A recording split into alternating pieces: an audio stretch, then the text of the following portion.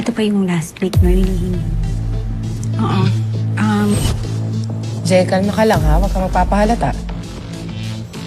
Magpahalata. Kala ko pa naman, nagiging pogi ako sa infiltration na ito. Ano ba naman kasi yung peg ko? Parehas pa rin naman yung tsura ko eh. Huwag kang mag-alala, tol. Mukha pa rin tostadong bubuit. Ah, ganun. Pwes, umihi ka mag-isa mo. Hindi kita sasamahan. Maligas ka.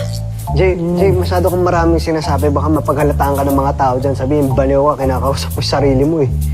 Kailan ko dyan eh. Sir? Sir? Sir? Excuse me. Saan pupunta nyo? Ako ba? Opo, ikaw. Madam! Hi. Hi. Sa HR lang ako. Ako nga pala si Bidoy Di Magiba.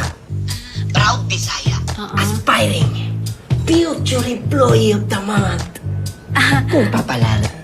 Oo, sige. Ano pong posisyon ina-applyan nyo, sir? Ako? Oo.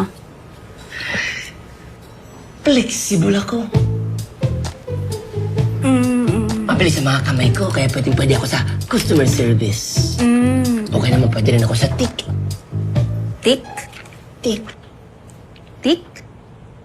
TIC. Tech yun eh. That's right. Okay naman, pwede ako sa house-to-house SIM upgrade ninyo. Diba? Meron kayong ganon. Pwede ang kapugian ko sa field. Teka lang, sir. Ano yan?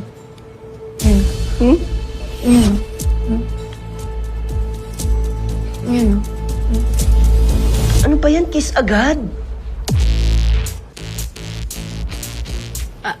Hindi, sir. Sige, pasok ka na, sir. Doon lang? Oo. Punta na kayo. Sige na. See ya. punta na. Doon po yan, ah. Thank you. Apo, Thank you. pasok ka na po. What's your name? Pasok ka na po, sir. Sige po. Sige lang, go. Hello? Hello, guard. Yes. Confirm ko lang, may pinakit kayo dito na, Bidoy Di Magiba. Oo, yung blonde na mukhang labubu. Meron. Sure kayo dun, Okay. Sige. Thank you. Yes.